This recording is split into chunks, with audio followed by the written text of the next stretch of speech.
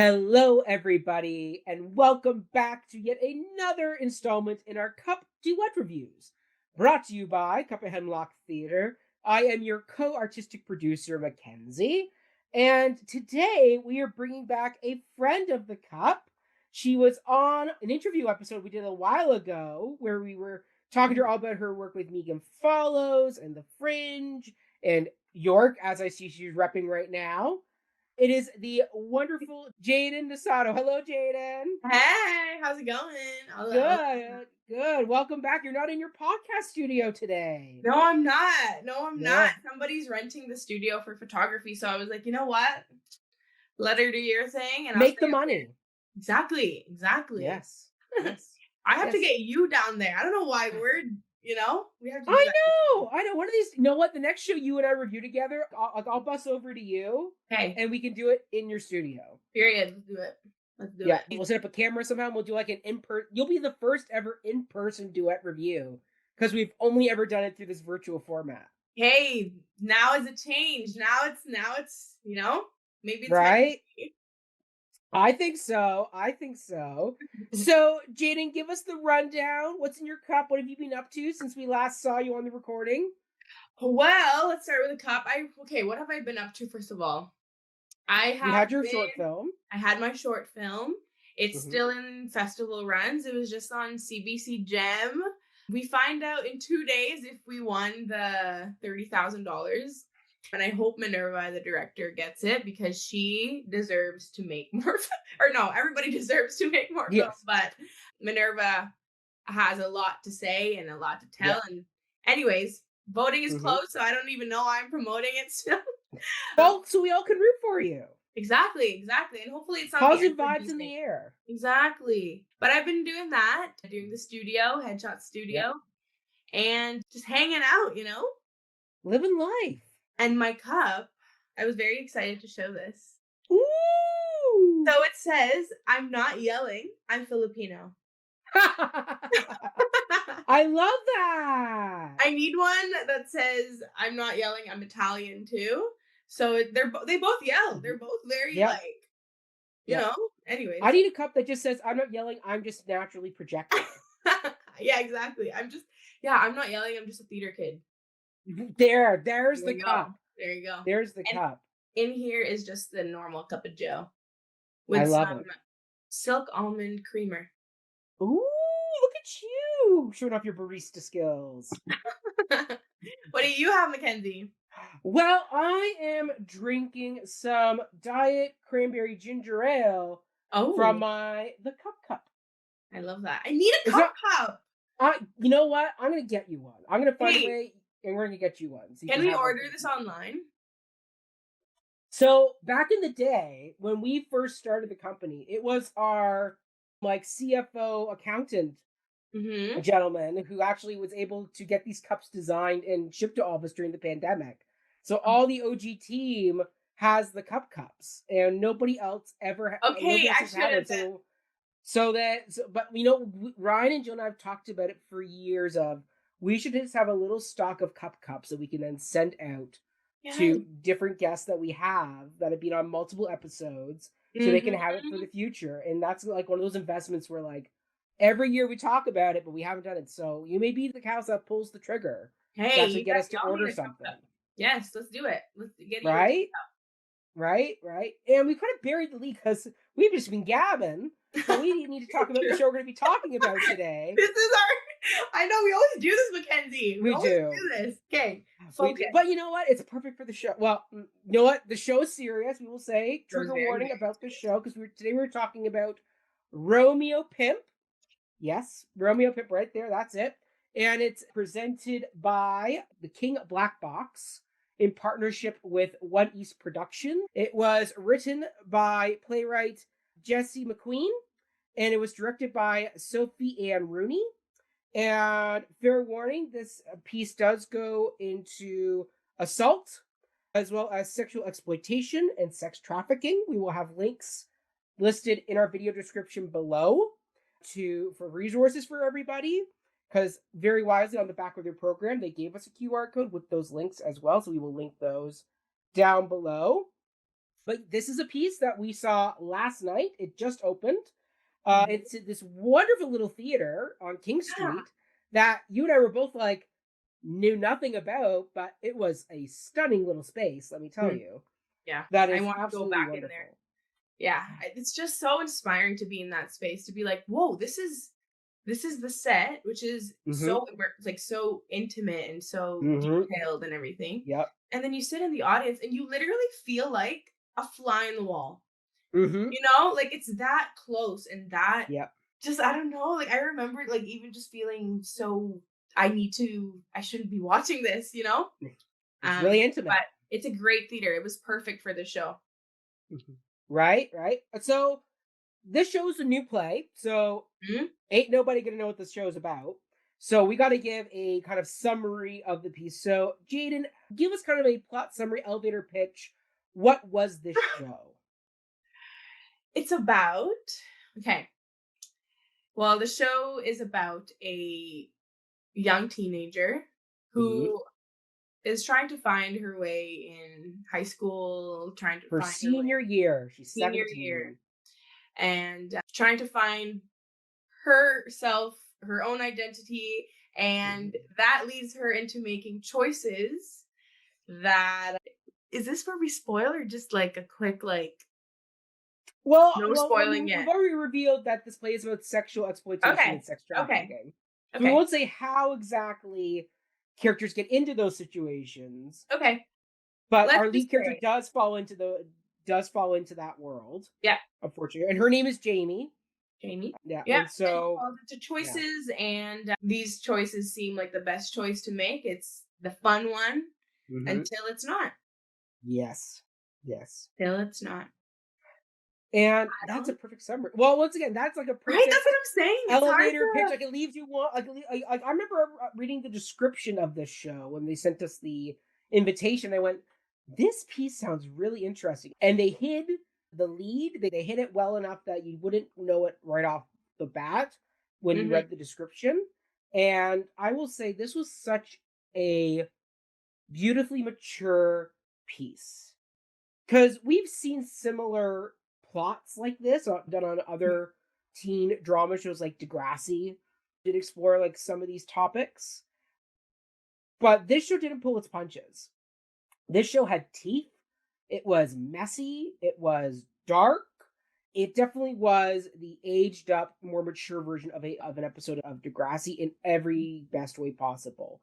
Because Mhm. Degrassi did can it was like we were talking about it at the opening last night that there is a Degrassi documentary coming up that just premiered at TIFF. One of the things to talk about is the fact that show did go into dicey territory that most shows at the time were not.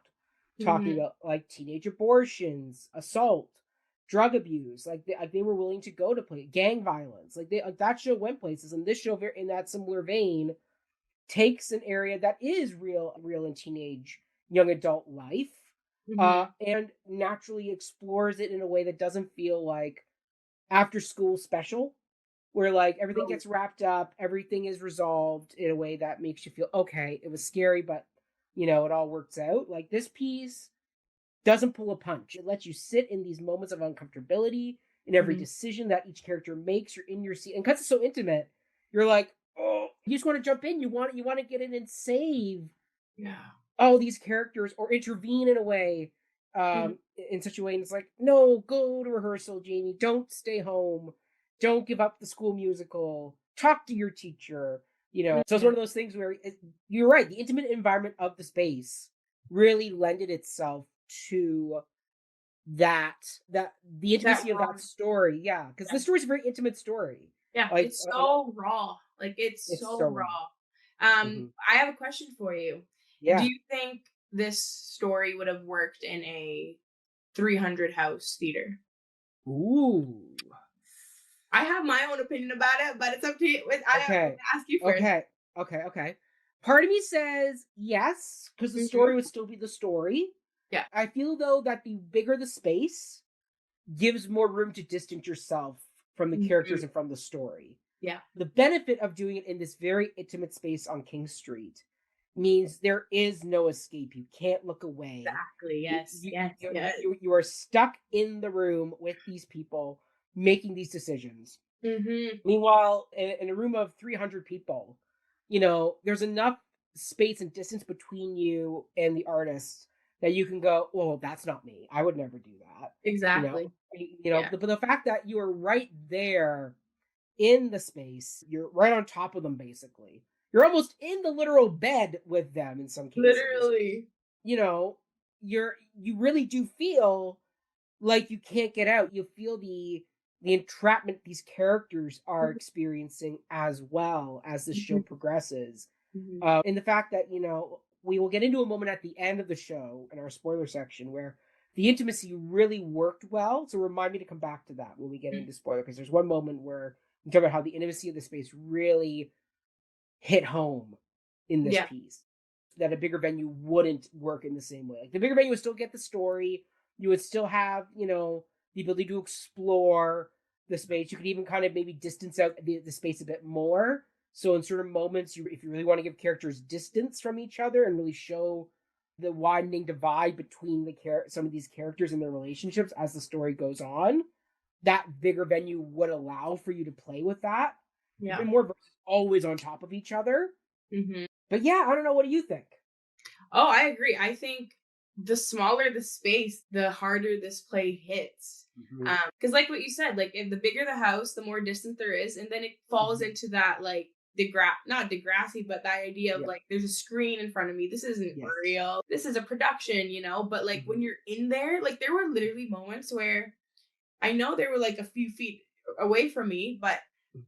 I didn't want to move. Like I feel like if I Yeah. moved, I would like distract them and they'll make the wrong choice as the character, not as the actor. I don't know. I truly felt like, you know, that Well, they that's see. exactly it. Yeah, and I I thought that mean, was so cool. So it cool. it works so well. I mean, the only space I could think that could work just as well is, where did you do eight Um minutes 12 seconds? Tarragon at the exit Tarragon. space. Yeah.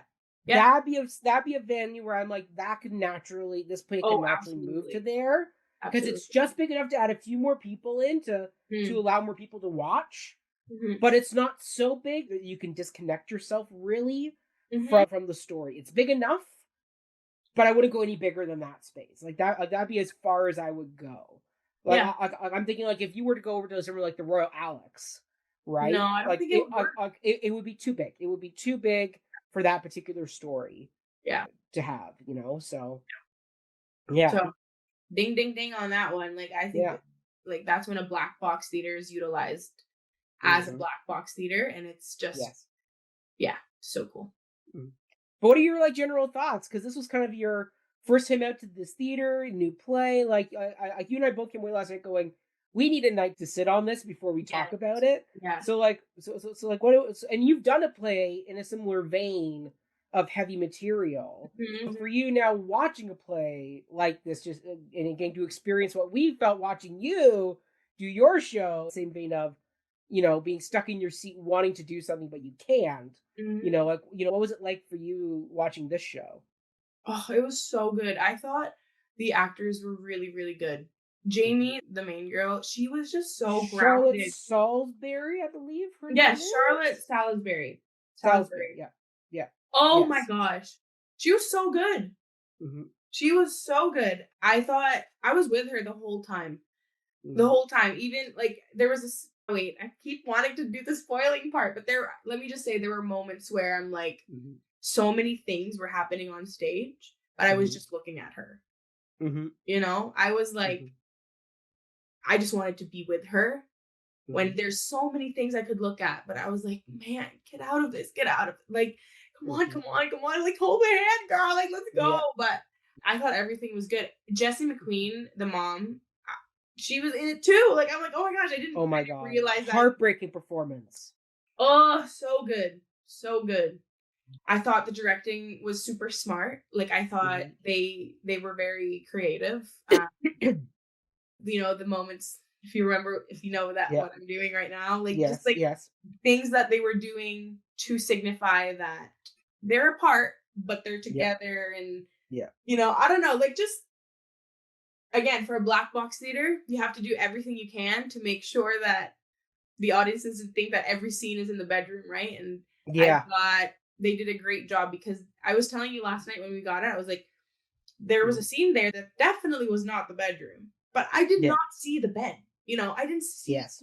the bedroom. I saw where Mhm. he was. Anyways, Oh, Mr. Tremblay. yes, it's Tremblay. I Yeah. thought, I was like, this is theater. This is theater right Yeah. here. And it was so cool to be part Mhm. of it. What did you think of the choice? This is not really a spoiler because you can go online and look at the cast. Hmm. But the fact that we never meet the dad, he's always left off screen or off stage. We hear that he exists. We hear that he is part of the family, but he's Oh, never seen it in the show at all. okay. I'm What do gonna you think about not including? Because your show had an opposite way where we never meet the son, but we meet yeah, his parents. yeah.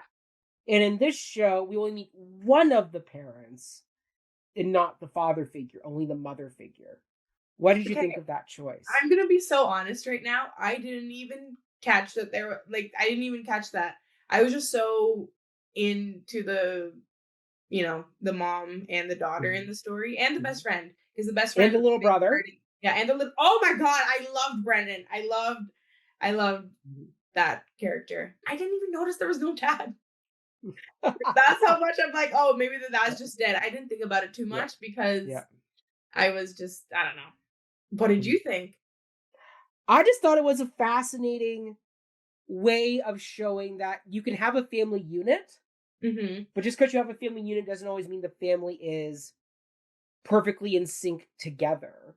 Hmm. Because we know the dad is on the road, the mom is clearly in the medical field of some kind, I believe nurse or doctor. Anyway, True. so she's Oh on yes. shift Yeah. work. Yeah. So like just because yes they are like yes there are two active parents in the family doesn't always mean they're on the same wavelength. So that's where, Yeah. things can flip Yeah. because, there isn't, that double eye Mm, watching it all times. Like you and I both come from families where, both our parents were actively involved in doing mhm. things with us. And there Yeah. was no chance for us to, you know, Yeah. slip That's slide actually around because we could bank on, dad's out of town, mom's doing night shift. Ergo, I can have the boy over, the yeah. girl over in my room, Yeah. and ain't nobody gonna care. So I I thought that remember was a that very now. unique way without killing off the dad or making, the dad being a deadbeat dad where, he ran out on us, when He's I just was busy. young. Yeah. But the fact they did a natural human thing of the dad is working just as much as the mom, and we just actively aren't seeing them as part of the story. And the fact that they even own the fact that they say, like, he never intended to be the father of a teenage daughter, ergo he doesn't come into my room because he's too awkward Mm. to do it. And it's like, like my dad was a dance dad. He took my sisters to dance competitions and all that stuff, but he's admitted that he struggled, making that transition to being a dad of two teenage daughters. Yeah. Yeah. It's a very different thing to parent a teenage daughter versus your teenage son. It's a True. It's different true. energy, different vibes Yeah. that I you got mean, to bring to that. yeah, So and now I remember that, like, because there was one point where she was like, "My dad's coming home. My dad's coming home," and like yeah, even the he's in fact the where, like, garage. yeah, and it wasn't climax of the story, but Hmm. at the moment it felt like a huge deal, and we still didn't see the dad. So you're right. Hmm. But yeah, the fact that I just like overlooked it, I'm like, Hmm. but it's true. Dads and daughters, that would be a whole different. I think it would have added, Hmm. it would have rocked the boat in a different direction. Yes. My dad had three sons, Yeah. or has three sons, and Hmm. then had me, the only daughter, and I don't go to my father for these kinds of things. I barely go to my mom for it, right? Like and I don't know, but Yeah. it's just too awkward, like they said. Hmm. Too Yeah. awkward. Yeah. It's a challenge. Mhm. But Mhm. I agree. Jess McQueen. Okay, so Jess McQueen, who plays the mom, also wrote the show. Yes. Yeah. Yes. Oh And my I god, the don't light know why I bulb didn't just realize that till after. I yeah, was like, wait a second. the light Just the light bulbs just went yeah. together like that. But Yeah. yeah, no, she wrote a beautiful piece. Yeah. And she wrote a beautiful piece, but then also then having to live and perform in the piece. That's even harder to Mhm. do, where it really is pain. Like there's the moment toward the end of the show where she has to come back out on stage and pick up the bunny. And oh my God, did that scene not just break your heart? Mhm. Watching this parent experience this pain, right? Like it's heartbreaking. It's heartbreaking. She brought a beautiful words. But then like the rest of the cast, too. I mean, we'll get more into what they get up to in the spoiler zone. But like we had everybody from Athena, who played the best friend. We then Mhm. have Juliet and Sam, who played Shane and Michaela. Mhm. We had who else do we have? We Brennan. had Brennan, who played the little brother. We got Jack, who played Mr. Mr. Tremblay. Tremblay, and Agape, who played Ryan. Ryan. Yeah. Yeah, All of them I thought yeah. They were all brought it. Like the so chemistry great. between the entire cast was superb.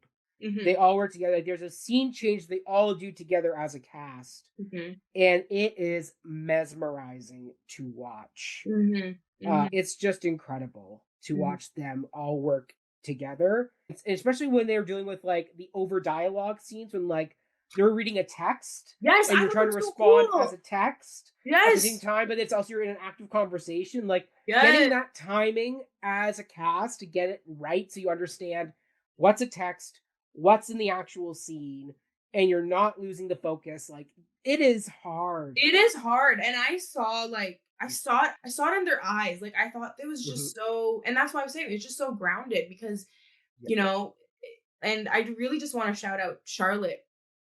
Hmm. Like every time Charlotte had to, there was a text because she had most of those kinds of moments where she's always texting and two Hmm. other people are talking Yeah. to her or like one other person. As an audience, I always knew what was the text and what was Hmm. not, right?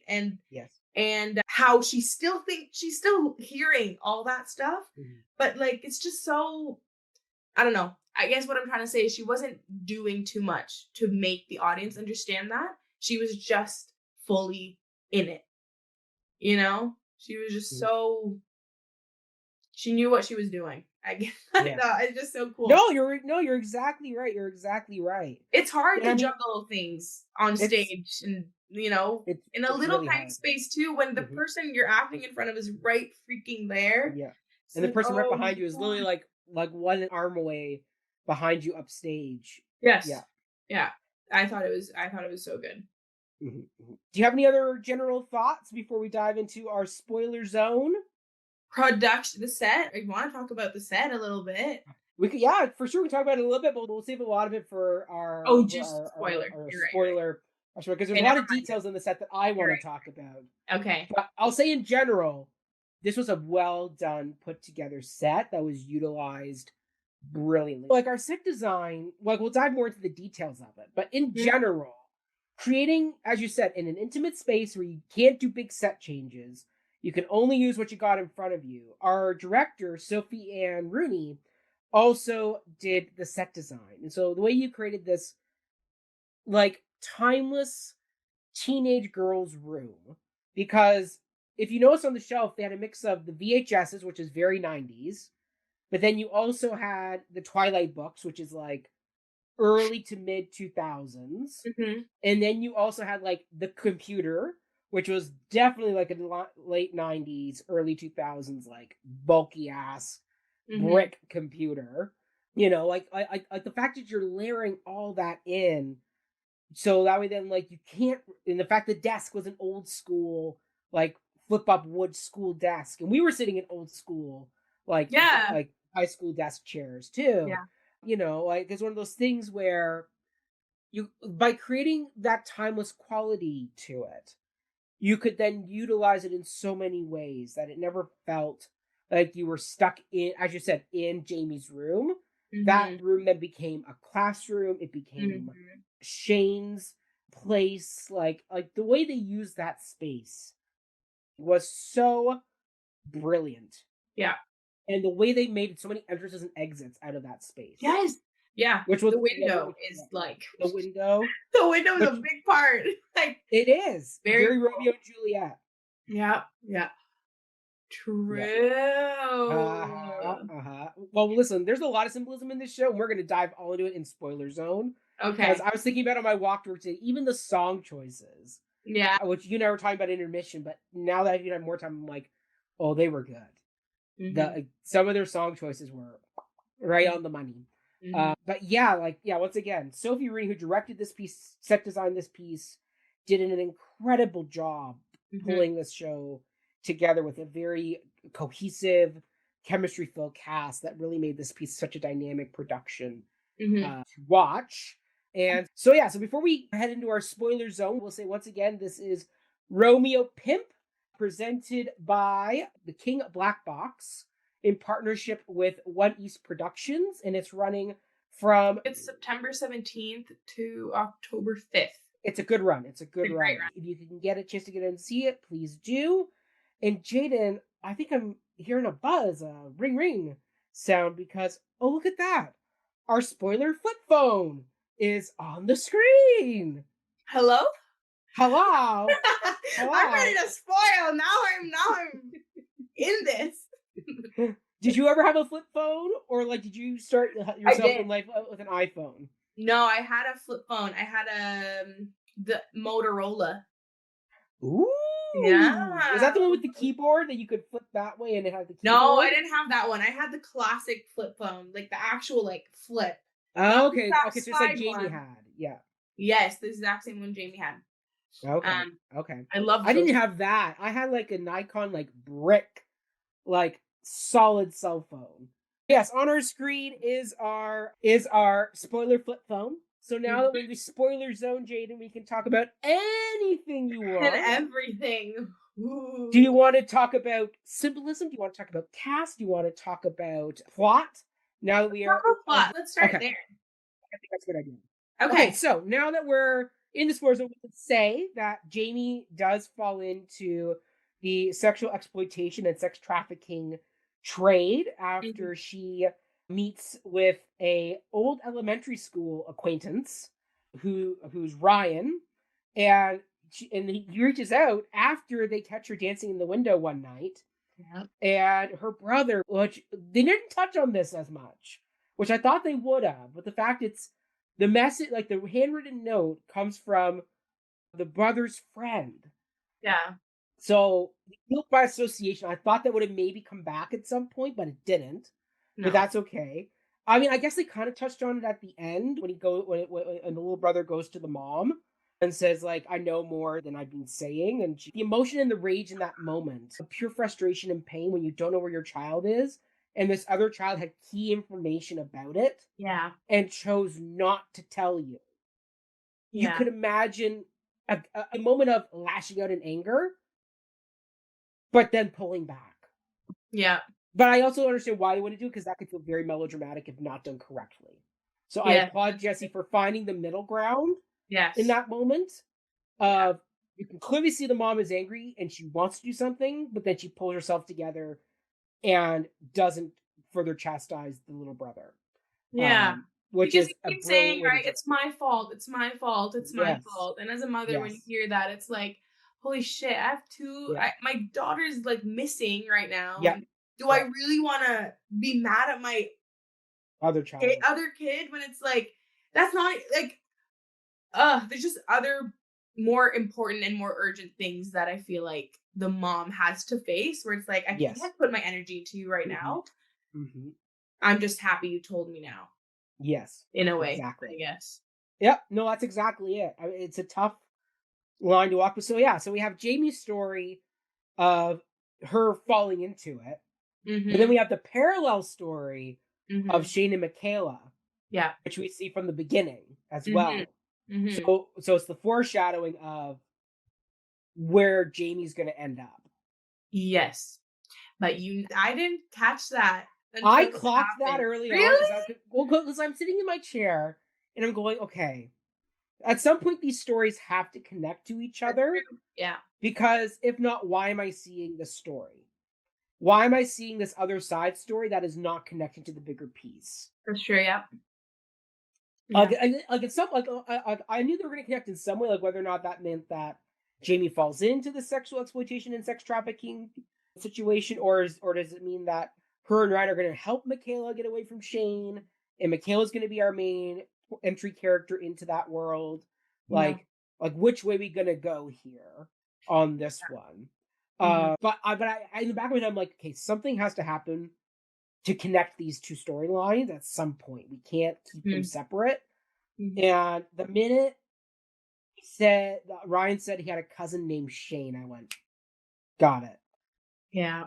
Yeah. We're in. I thought it was very smart of Jesse as the writer to like not bring Athena, Paige was her name, right? Paige? Yep. Paige. As Paige played by Athena. Yes, yeah. Paige played by Athena. I love how the writer didn't use Paige's character, because Paige is introduced as this very like, she's like the more outgoing mature one. She's like the girl, get out of your comfort zone kind of girl. Yeah. Like that's she's the best friend that pulls you out to go to the party, right? Or like the rehearsal or like whatever. And it could have been so easy for the playwright to be like the best friend. It's the best friend that's going to get her into this mess. But I just love how it wasn't. I mean, number one, more jobs, more actors, but also smart. But they used her in a really smart way to pit Jamie against her, because Ryan talks about remembering more about Paige than remembering about Jamie in elementary school, which automatically creates that schism between them, because he preys on her insecurity of being the non-existent high schooler who has gone through all these years of school, who hasn't found her thing, hasn't really blended in anywhere, you know, because we all have people we saw who went through high school who never quite found their group, their it thing. Like my thing in school, it was theater. Like I did drama club, I did orchestra, I did choir, I did the show musicals. Like I had a very good group of friends who I could bounce between depending on which club I was in, but they all fell into that same realm of you know, that world of high school that I could fit in there. And so you can imagine someone like a Jamie who, you know, is trying to find her thing, can't, but then she has her friend Paige who has the boyfriend who you know was like the lead in the musical, who is doing a lot more stuff, and you know, and so it's the fact that Ryan's able to pick up on that. Yeah. But the fact too that like Jamie's not inviting Paige to the parties that she's now in, or like the situation she's in, even when she didn't even know what the situation was. Because there was a point, that drunk bed scene where they're all the four of them there and they're all having fun, and Jamie goes out to get orange juice, like all that stuff. Yes. It was all fun. It was so fun. Why wasn't Paige there? You know? But then I'm like, it's one of those friendships, I think, where now that Jamie has her own thing, and she always lived with Paige having her own thing, it's like, yeah, I'm not inviting you to this because you're annoying now and you're this. Because she would say that to Ryan, like, you know, I hate that though. It's like, oh, Paige is just being annoying. But she was actually annoyed with Paige. It wasn't just like I don't know. So it was a cool, like, dynamic. Well, exactly. It's that natural dynamic of, if you're always the friend that is always in the shadow of your other friends, who, you know, wasn't always the one that got the boy, who didn't get the attention, and now all of a sudden you have that. Yes. It's that feeling of, well, guess what? I can do it without you. I can do it without you. But look where I ended up without you. But once again, like this is the extreme of that story, right? But it's easy to see where, you know, just simple things in life where, like, if, for example, you don't end up dating a Ryan who brings you to a Shane and gets you into a horrible situation, but just in general, if all of a sudden, I mean, we both went through high school. We both saw people in friend groups fall out with each other because, that person now got a boyfriend or got a girlfriend, and now they're spending all their time away. Like in that first scene, we have Paige only giving Jamie a slight bit of attention because she's busy, you know, naughty texting her boyfriend, whatever his name was, Willie or Shlomi or whatever his name was. I can remember his name. Yeah. Anyway, he had a funny nickname. Yeah. But it was one of those things of, she's talking to Jamie on the landline, which is the scene right here. But then on the other hand, she's texting her boyfriend dirty pics. You know, it's one of those things of, you know, not getting that full attention, and now, you know, the shoe's on the other foot. And Jamie's thinking nothing of it, going, oh, well, you know, it's okay if I don't invite Paige with me to the mall to meet Ryan, because she wouldn't invite me to meet her boyfriend. Because I'm sure there was a point where that didn't happen. I mean, we also know when we saw the one scene where they forgot to include Paige in the rehearsal group chat. And then Yeah. Paige is like, well, why weren't you there? And Jamie's like, well, I wasn't included in the group chat. And Paige's like, no, yes, you were. And she looks and goes, oh, wait, no, you weren't. Yeah. And there's that, once again, it's that death by 1,000 cuts. And every time Jamie's Yeah. cut, you see it in Charlotte. Yes. Yes. And I know I keep coming back to Charlotte, but I really was amazed by her. But she was the anchor of this piece. Like, she really did hold the show. Yeah. And she's on stage like 90% of the show. There's very few scenes where she's not involved. Either, like, not even, like, there are scenes where she is in the bed sleeping, and there's a Michaela Shane scene going on the other side of the stage, but she's still on stage in bed. Like, she is still a very active person in the space. Yeah. Don't you think it's so interesting, like, when it's a story, a play or whatever about high school kids and, like, you know, boyfriends and relationships, the idea of taking pics and sending pics is always in it. You know, it was in 4 minutes, 12 seconds. Yeah. It was in this show, and it's in a lot of other shows. And Degrassi uses it all the time. Yes.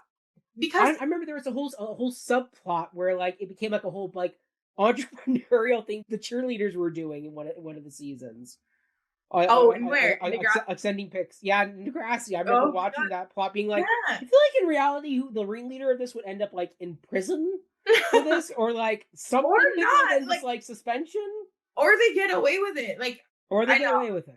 I brought it up because I don't know. I think it's so sad how it's become, like, a normal cliche, you know? And whether or not it's about it being sexy, about finding your confidence, or about freaking this type of, you know, bad thing.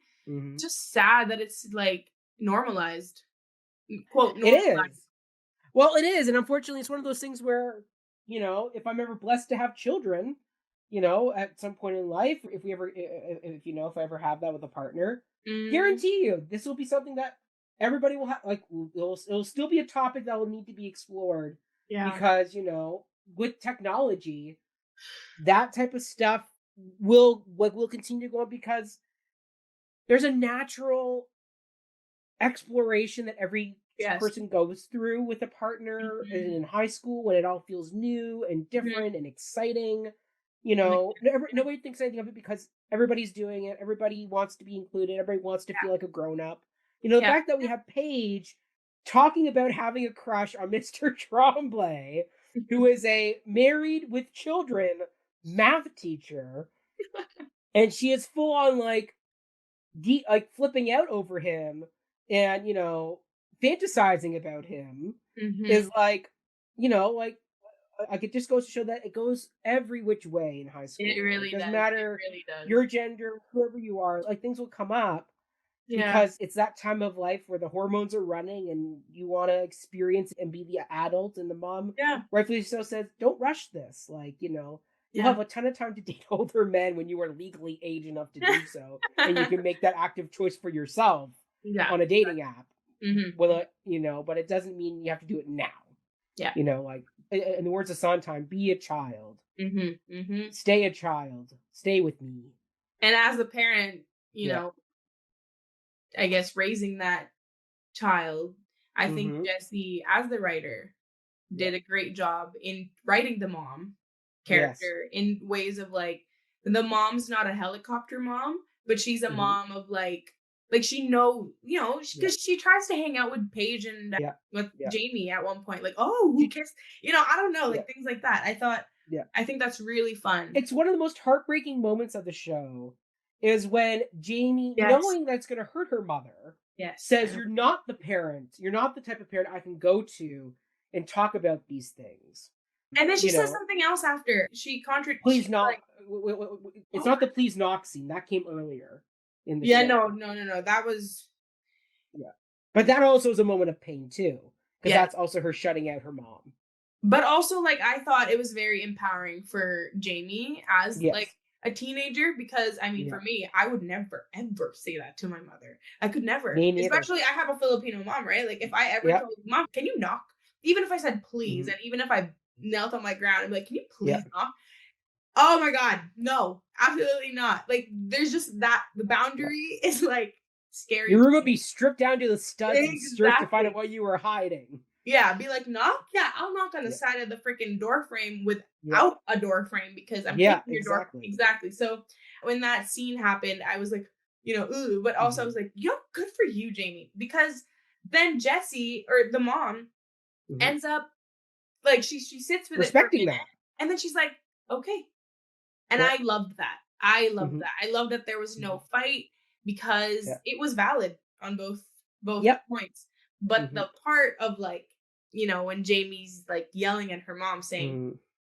"You want to be the kind of mom that I can talk to, but then when I talk to you about something, you're not that kind of mom. Like Mhm. don't listen or like whatever." I Mhm. thought that was oh, Mhm. oh, you know. Yeah, but I Yeah. think Jesse did a great job in like balancing Mhm. how much the mom was involved, but also It how was much a good tried to balance respect. between the mom and Mr. Tremblay and knowing how Mm, to distinguish the differences because they're mhm, both parental figures. Like they're both people who like children look up to and guide children in different ways. But mhm. then also knowing kind of how to differentiate how Mr. Tremblay will deal with a situation versus how the mother figure, who she does have a name. What is her name? The mother's name is Lisa. Lisa is the mother.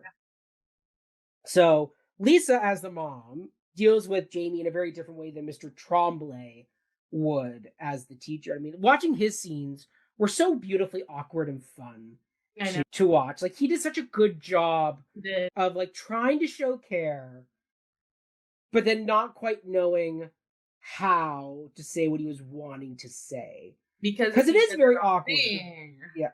Well, that's exactly it. And the fact that Jamie then uses that as Yes. a way to then deter him. Yes. Oh my God. I remember that. She was Yeah. like, "You wanted," or what the hell did she say? She's like, "Why did you want to get with me or something?" Or like, what the Yes. hell? I was like, It "Jamie, shut she up she right now. basically implied, yeah, she Like, basically don't do implied, that." Yeah. yeah. And it's smart to once again make it a male teacher because a Yes. female teacher would not have that dynamic. No. So the fact that we don't have a father character is okay because we have a male teacher who Mhm. who is a different vantage point of a parental figure without Mhm. being like a dad, because a dad was, as you said, a dad would be a different energy altogether. Totally. But it could feel very repetitive if you also have Mr. Tremblay in there as well. Yeah. Because it's the whole point of awkward male parental figure, Mhm. then now having to confront a clearly a very awkward sexual situation with a student or a daughter. And the way a father talks to your daughter is very different from how a teacher, because a teacher has a whole different level of political drama that's there that you have Yeah. to Totally. walk that minefield of. And watching him try to walk that minefield in that scene is brilliant. Like It's he, so like great. Mr. Tremblay, played by Jack Cregan, is so pitch perfect as Mhm. the awkward high school teacher. But then he also has that beautiful graduation speech Yeah. that Mhm. is absolutely heartbreaking because it's paired with Shane's teaching of Ryan with that How to Be a Pimp 101 book that he's reading. Yeah. Like the fact that those monologues are in tandem with each other, cutting in and out of each other, very cinematically, actually.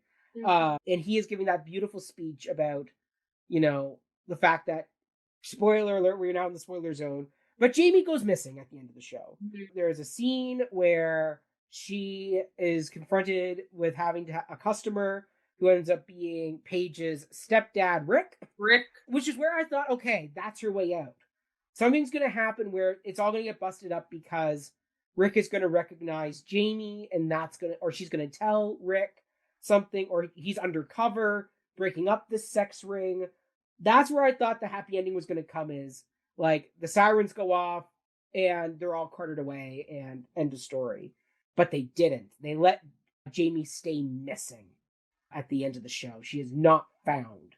She is still lost. Because Rick is a cop, right? He's a Yeah. cop. And then So, and they yeah. set it up that he's a cop. So the fact Yeah. that, and they really emphasize that, oh, he is a cop multiple Yeah. times. So either like I Shane's going to kill him off to keep things quiet, or, he's not going to oh, understand, or Jamie's not going to say anything to him. Yeah, I don't know. When I found out he was a cop, it never crossed my mind that they were gonna get out of it, because now Mhm. I'm like, because it gets followed by the what Shane does. Like, we get lawyers, we get Yeah. cops, we get this, we get that. I'm like, Yeah. this is so scary because it's Mhm. so true. Yep. And the fact that the one person who is in that job Yeah. is now our client, it's like there's nothing. We Yeah. can't do nothing now. Like, Yeah. we're fucked. We're fucked. We're fucked. Yes. Jamie's fucked.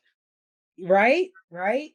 Yeah. I mean, the one line that really sticks with me from this piece is one that is said by Juliet Diodati.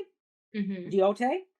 Apologies, Juliet, for saying your last name wrong. I'm sure I messed it up. But Jadadi. apolog- Jadadi. yeah, Oh, yeah. yeah, yeah.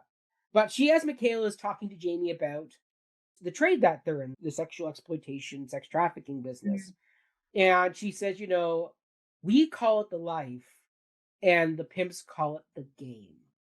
And it's like the levels of that line, it stuck with me because I'm like, yeah, that's exactly it. These guys view it as the game that they can win and lose, wheel and deal these women all over the place. And these women forever are branded for life for having gone through this experience and lived this life, you Yeah. know? And And it's the horrible. Yeah. But it also it also really emphasizes the helplessness of Yes. the situation Mhm. because they, like, Ryan can walk away and say, I played the game. Jamie can walk away, but she's for now forever going to live with the trauma of the life that she led, working in the sexual trafficking and sexual exploitation of her. Like, Mhm. that's going to follow her for life in a way that Mhm. it would not follow Shane or Ryan. Yes, but, like, also, we see Michaela from the very Hmm. beginning, and Michaela's, I mean, a couple scenes in, and then we already see and know that something's happening with her, like she's going through Yes. something.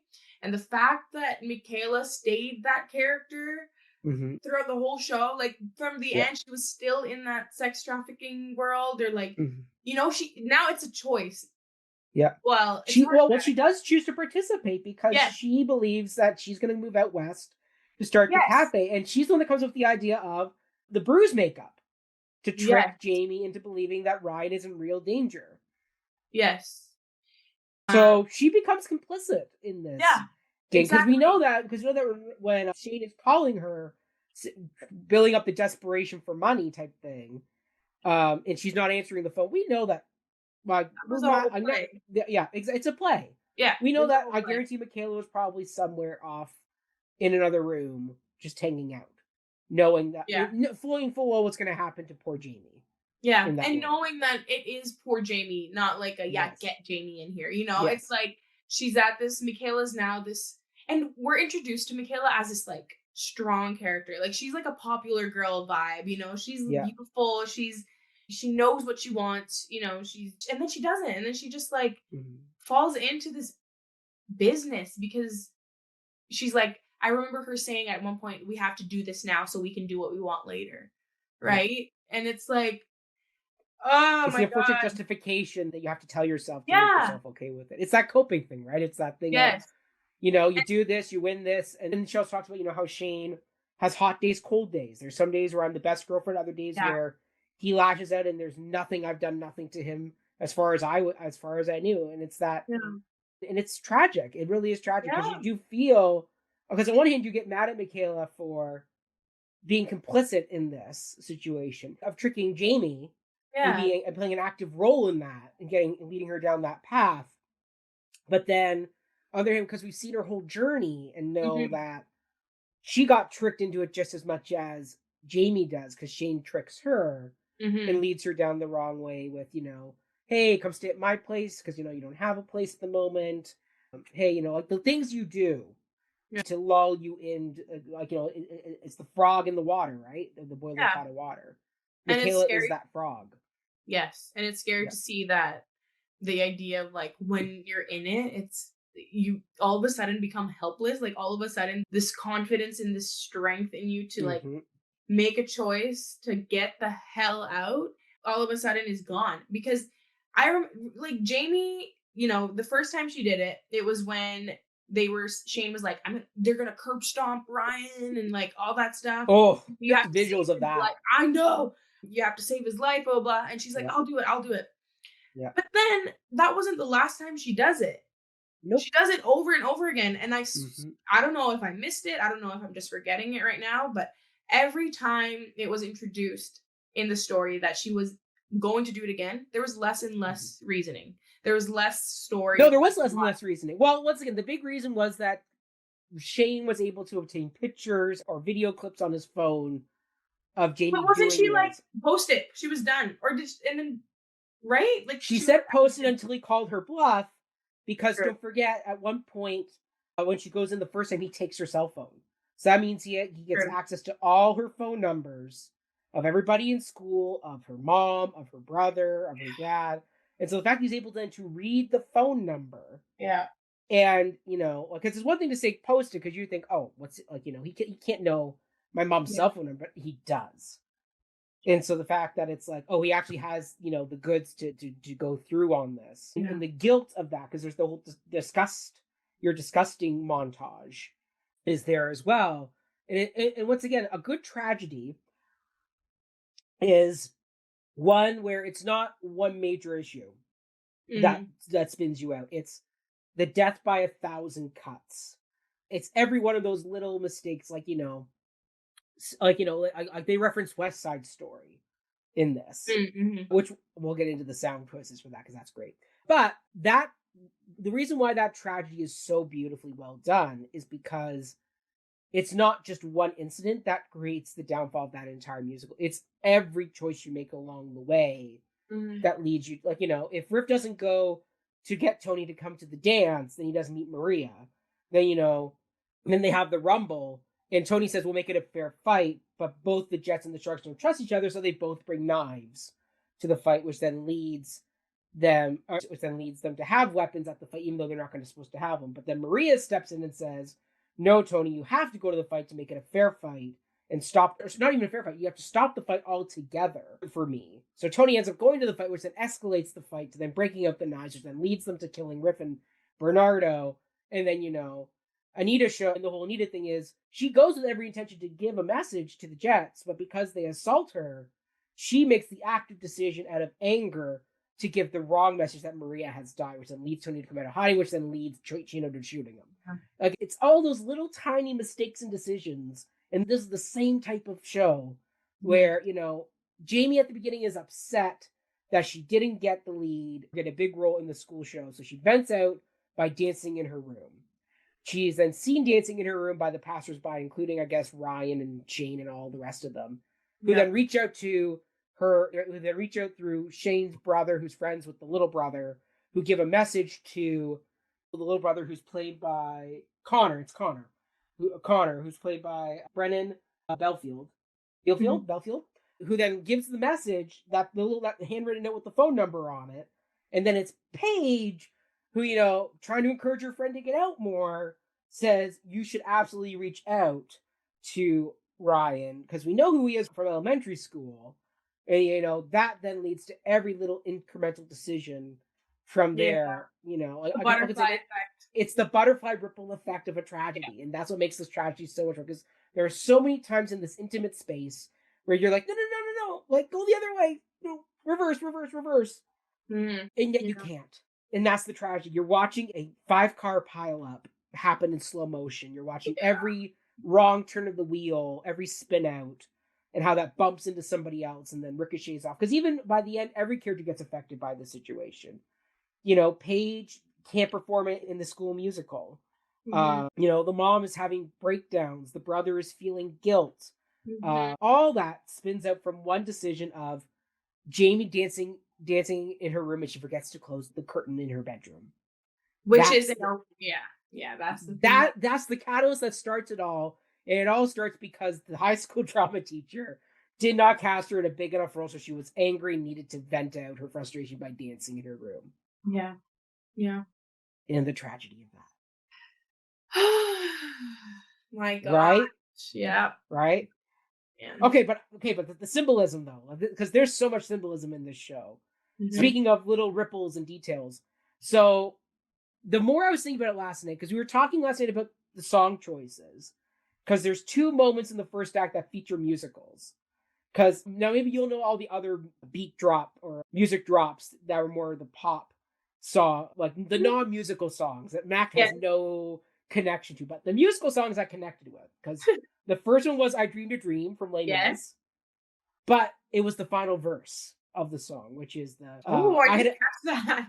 it's the last verse, which is "I had a dream my life would be so different from this hell I'm living, so different now from what it seemed. Now life has killed the dream I dreamed." So it's that final verse of the song. And just like Fontaine, Jamie falls into the sex trade business there. So I was like, brilliant, brilliant writing. Because you could have picked "On My Own" as Yeah, like your Les Mis song, because that's a very high school girl ballad song to sing, all about, yeah. unrequited love. But you chose Fontaine's number, Mm-hmm. which at first I was like, girl, you were too young for that song. Like that, there's a reason why high school girls should not sing "I Dreamed a Dream." It is way too mature of a song, and no high schooler has the lived life experience Yeah. of somebody to actually sing that song properly. But then thinking about it after the show, I went, but the last verse, that's the key. They chose the last verse because they could have chosen the beginning of the song, they could have chosen the middle of the Yeah. song, they could have chosen the end of the song. There's at any point you could drop into the song, but it's the fact it's the last verse, which has the lyrics, "Now life has killed the dream I dream, I had a dream my life would be," like it's like, because that's also what happens to What Jamie. the story is, literally, Yeah, yeah. yeah, All she wanted it's a was to be seen, right? Like, all she yes, wanted was to yeah, guess they put in, like, little lines of, like, "I'm here. I'm right here. I'm yeah, right here, sir." Like, yes, she's, like, under yeah, her she's armpit. invisible. Yeah, Yeah, and then that line completely drops in a whole different mhm, level when they're actually looking for her and they actually can't yeah, find her, and all she's saying, that's the part where I was talking about in the beginning of, like, yeah, so much happening in the stage and all I can look at was her. And Jamie wasn't yes. even in the middle. She wasn't even directed to be in She the was in middle. the doorway. Yeah, Side, yeah. And I'm yeah, like, I'm still looking at her and she's like, I'm here, I'm right here, I'm right here. yeah. Mhm. And yeah, it's just Well, that's the moment too that I was like, that's the moment where the intimacy of the space was really well done, because we as an audience are so close and we all want to reach out and go, "We're here for you. We want to help you. Like, let us help you." But as an audience, you can't, because you're not actually part of the story. You're viewing the story. You actually can't jump into the middle of the yeah. story and help that character, because that character really isn't there. But you were so invested in that moment.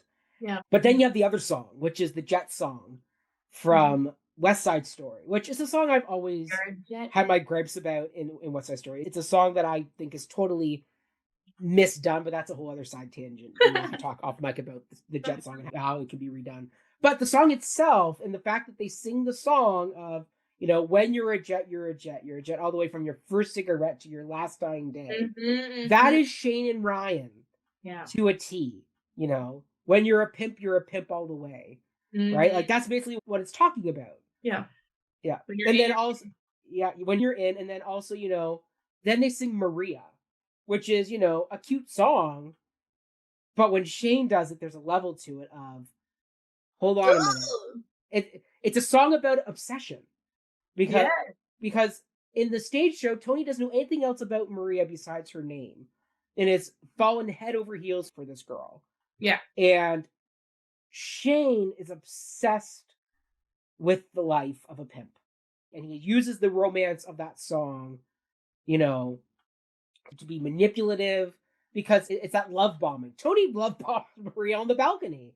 Like that Yeah. old Tonight Tonight duet is basically a love bomb where Tony shows up, and I mean, risk of death, man. You're in enemy gang territory, and now Yeah. you're love bombing Maria on the balcony.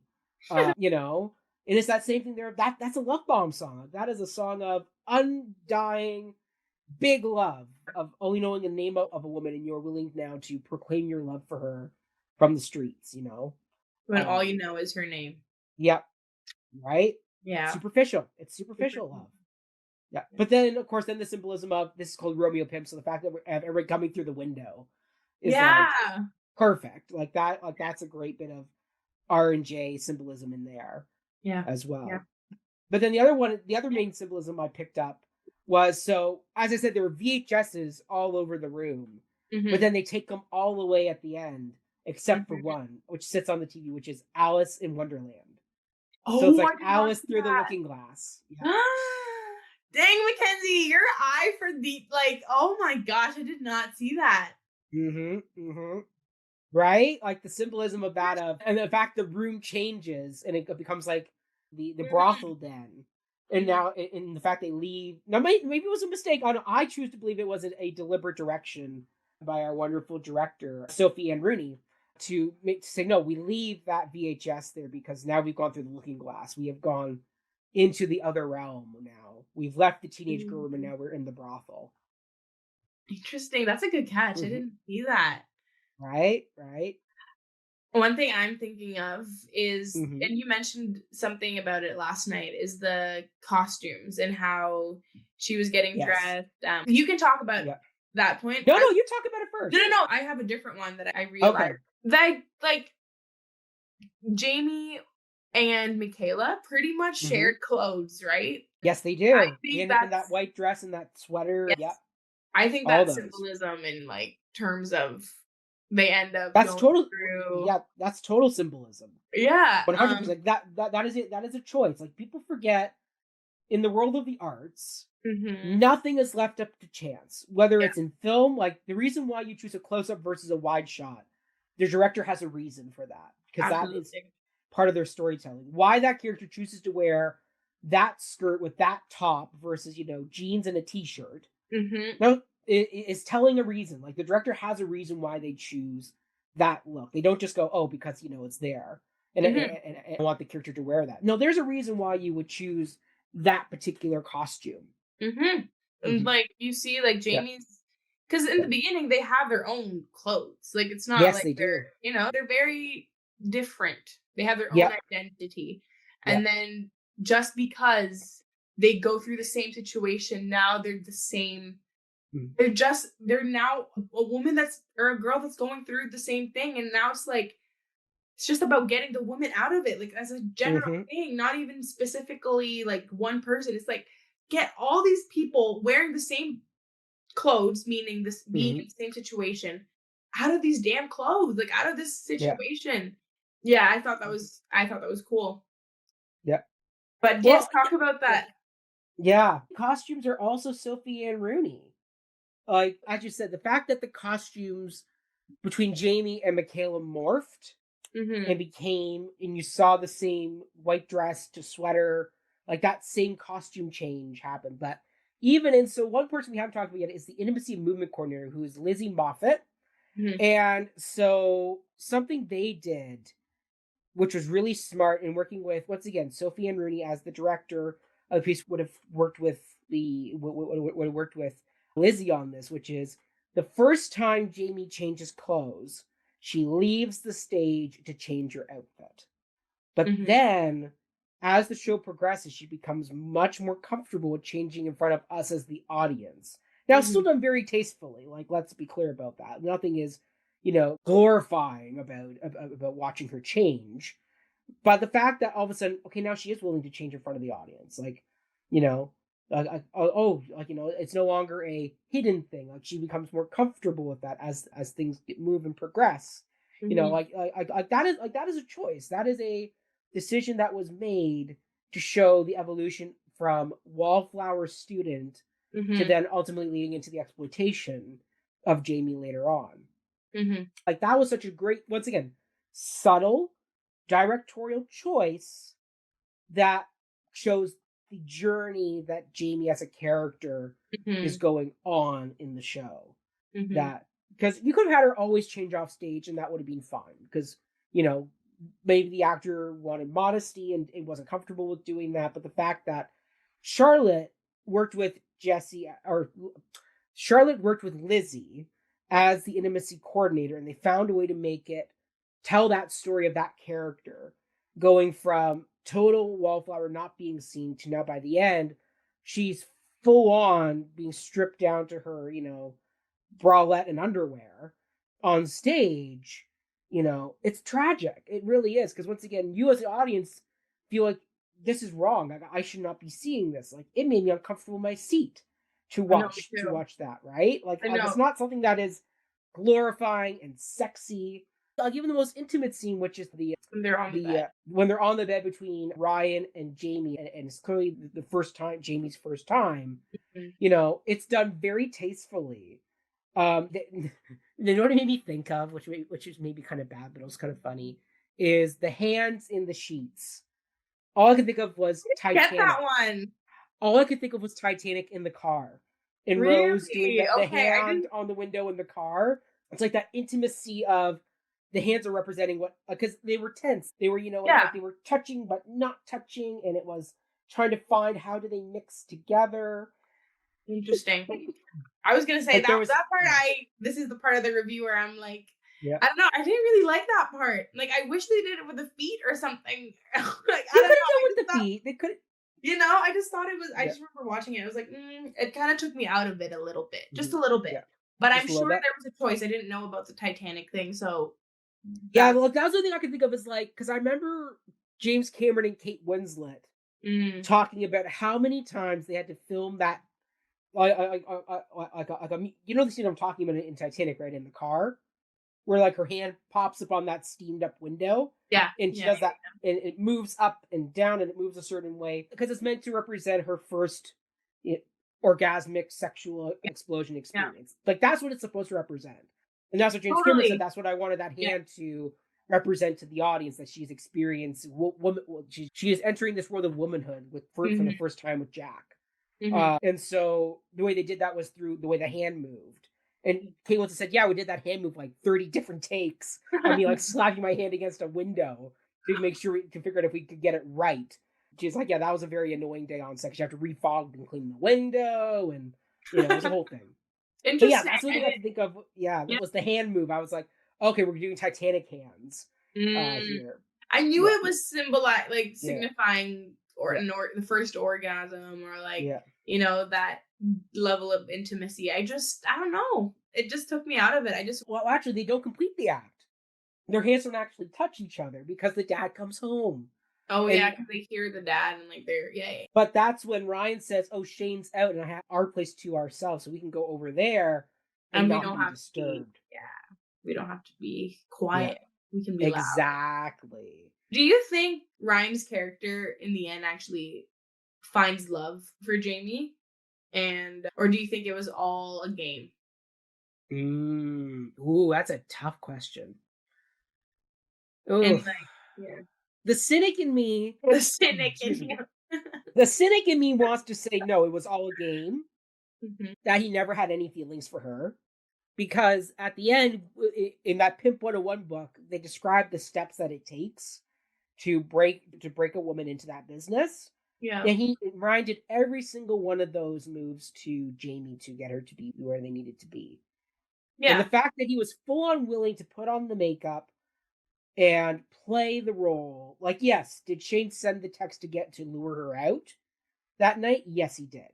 As we find out later, that he was the one that sent the Mhm. text that lured her out that evening. But that being said, you know, once the game, basically, once that move was made, Ryan really didn't do. Like we had the one scene where he gets beat up a bit at the end, particularly when they find out it's the cop and it's her next client.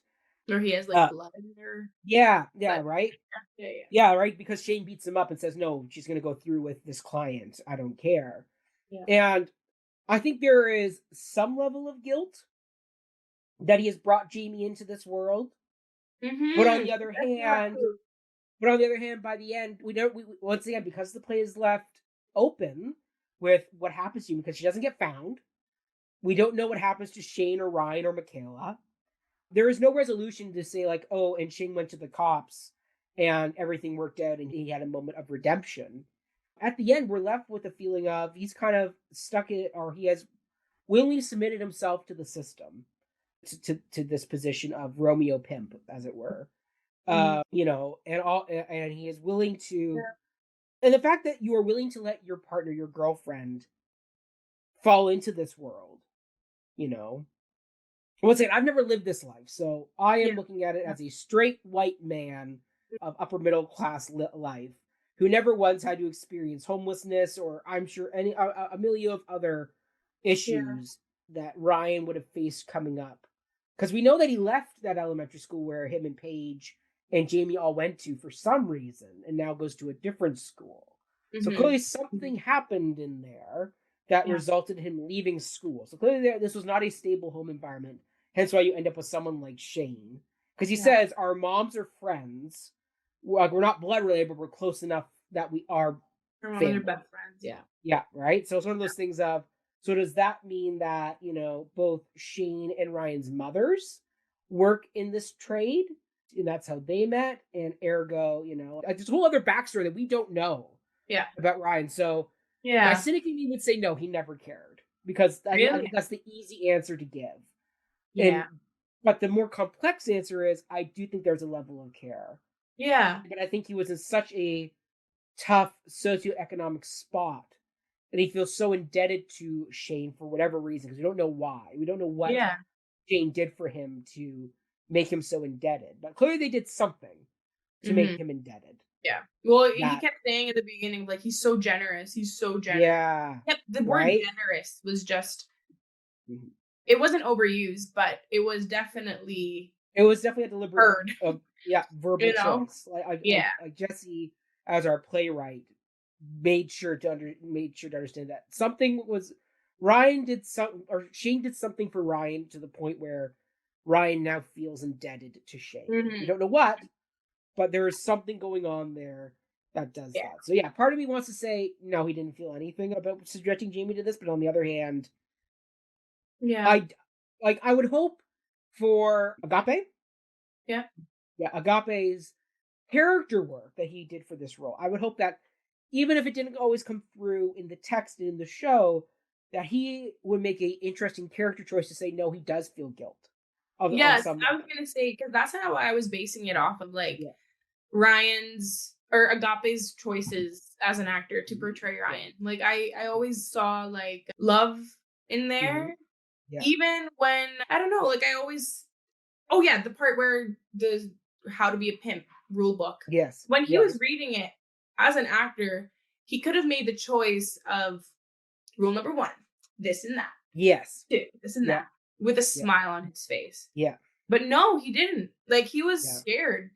And if he really wanted to be in that, mhm, Willie 100% in, like, no yeah, guilt at all, I feel like, and if that's what the story wanted to portray, I feel like that would mhm, have been like a choice that had to be like very yeah, specific. Like the director would have said, like, mhm, be more happy or yeah, I don't know, like right, enjoy this more, right? yes, yeah, But I think the choices that Agape made to me read as like, I'm told to read this.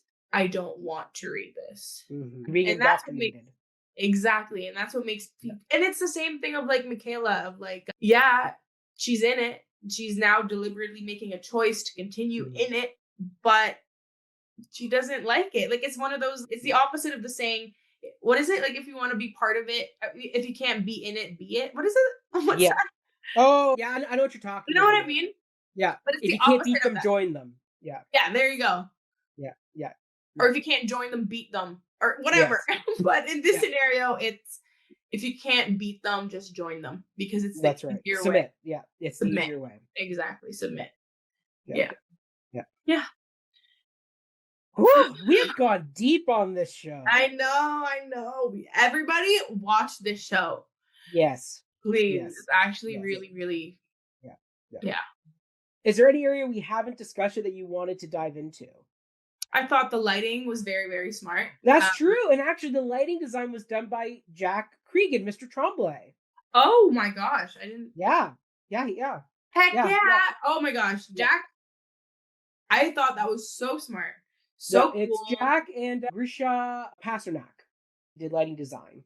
Yes. I think Yeah. they did so great hmm because of the size of the space.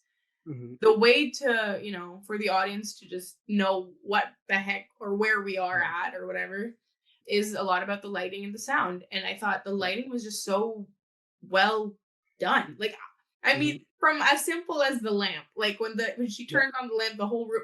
I mean, I don't know. I just like little details like that of like, this is so theater, but also I'm in it. Yeah. You know? Yeah, and sound design was Jeff Steiger. Hmm. I thought it was great. I thought it was all Yeah. good. What did you think of the one moment? Because there's one moment where you screamed, and it's I when was just Jack thinking as about Mr. that. Tremblay cut in a white mask and ends up in bed. That And, was and, Mr. and Jamie's Tremblay? like, yeah, it wasn't actually Mr. Tremblay, but he was Okay. meant to be Shane. just well, no, it was Jack in like the white mask But he was in a red sweater, and Shane was wearing that throughout the whole play. was it? I thought it was I thought it was Jack because of the height, like he was so much taller and bigger. Maybe it was Jack, but he Yeah. was wearing a red sweater, so I thought it was Shane's character. Oh, okay. Yeah, because I was the one where I'm like, I don't get what this. I was about to bring that up too. I was like, I don't know what that Yeah. meant. That's why I thought I was like, somebody's gonna die. I was like, somebody, this is like a scream moment, you know, like Yes. that. Yeah. And then they never went back to it. Yeah, that was the one moment where I was like, looking back on them, where I'm like, I don't understand that moment fully. I What mean, that's supposed to represent. if I'm gonna force myself to understand and put like a reason behind that moment, Yeah. maybe it's like, you know, signifying deceit in a way of like Yeah. this red again in my brain. Inviting the monster into one's bed, opening the door to that. Because when does that moment come? Is that come before or after the virginity scene? I'm trying to remember when it comes in the show. I don't fully recall. I don't remember. But it's definitely in Act 1. It's in the first act. Yeah. For sure. Yeah. But it's smart. I mean, now that we're actually talking about it, now I'm understanding it more. Yeah. Because it could signify, again, like, you know, the person going to your bed is such like a creepy and so vulnerable thing that it's like, you know, when even some of your friends, you don't just let anybody sit on your bed. No. But the fact that there was nobody even there, it was just that red guy or the guy in that sweater. That's why I screamed. I was like, where the hell did he come from? He comes through the mirror. Yeah, and through the mirror door. And he just like walks there, you know, lies down in bed like comfortably too. Yeah. That's so creepy. And to me, that's telling of like, I'm in your life now. Like I'm in your vulnerable spot. I'm in your safe space. And I think that bed was Jamie's, like every time she was in that bed, she was safe until it felt like she wasn't. Because she kept doing this, she kept doing that. And like, I don't know. I think that bed was like her comfort zone. And then it became like her trauma because where do these sex trafficking situations happen? In freaking bed. Yeah. So yeah. Yeah. Ugh. Right? Now there's one other thing in the program that I noticed that says the pre-show poem was written and performed by Athena Caitlin Trin. Was Paige? Yeah, it's Paige, but I don't remember a poem. Do you remember a poem? I don't remember a poem. I don't remember one either. I was reading that program and I'm like, I don't remember a poem. Pre-show poem. Yeah. Right? I don't remember. I'm not recalling it, but if you're going to see this show, everybody, please keep an eye out for the pre-show poem. Yeah, because we showed up in a decent amount of time where like they just opened the house and were starting to bring people in. So, and nobody else commented on like a poem that had just been said that we had just missed. So, no. Yeah. I'm trying to remember if there was a poem in the end, but it was all. No, I don't think so. Yeah, right? I don't know. I can't think of it right now. The more I think about it, it's running away from me.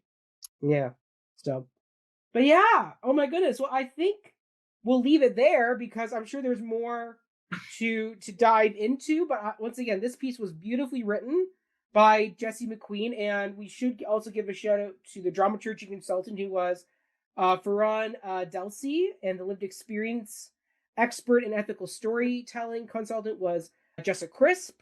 And at the end of the show, they do give some of these people shout outs because of their contributions to helping create this piece. And there will be resources in our description down below. But once again, this is Romeo Pimp, as written by Jesse McQueen and directed and production designed by Sophie Ann Rooney. And it's running from Wednesday, September 17th all the way through to Sunday, October the 5th. And this is presented by the King Black Box in partnership with the wonderful group over at One East Productions. So this is Romeo Pimp. Jadyn, where do people find and follow you? Jadyn Nasato 13. I love it. To reach out for any bookings, Yeah. jadynnasato13@gmail.com. Yeah. No, I'm just kidding. We can still find your short film on CBC Gem. Yes, CBC Gem. Mm-hmm. Yep. It's called Desync, and it's under Short Film Face Off, season 18. Okay. Love so it. Check that out. And yeah. But other than that, I'm on Instagram. I was joking about the Gmail thing. Nah, do it, everybody. Actually, do it. And if you're going to go get your headshot done or record a podcast, hit Jadyn up as well over at Headshot Studios. Headshot Studios, Headshot Cafe Studio at gmail.com. Cafe Studio. Okay. But our Instagram, you can totally DM us, Headshots Studios. You can do table work, workshops, a bunch of more small group rehearsals. And, the space is yours. And a play like this, Romeo Pimp, is one of those plays where small spaces, like what Headshots says, you don't need a big space to create something huge. That's right. And I love that. Right? Thank you. When I started typing that, I was like, I love this little quote. Yeah. But it's true. It's true. And Romeo Pimp definitely proves that. And you don't need a big house to create a big impact, because you should have seen Mackenzie and I walking out of that theater. Like, we were so dazed we didn't know which direction it was to get out of this. Everybody didn't know. Everybody went back to the eating room or to the lounge. Yeah, to the lobby. Yeah, the lobby lounge. Yeah. Anyways, great show, great space, great team. Yeah.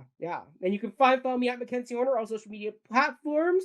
Follow my musical antics over on Before the Downbeat, a musical podcast where we are talking all about all types of fun shows, from Book of Mormon to Dirty Rotten Scoundrels to the Sondheim play Assassins, which has a very interesting commentary for this day and age that we're living in at the moment. So you'll definitely want to check out our season finale episode all about that. And then until next time, everybody, stay healthy, stay safe, and we will see you all in the next episode. Cheers. Cheers.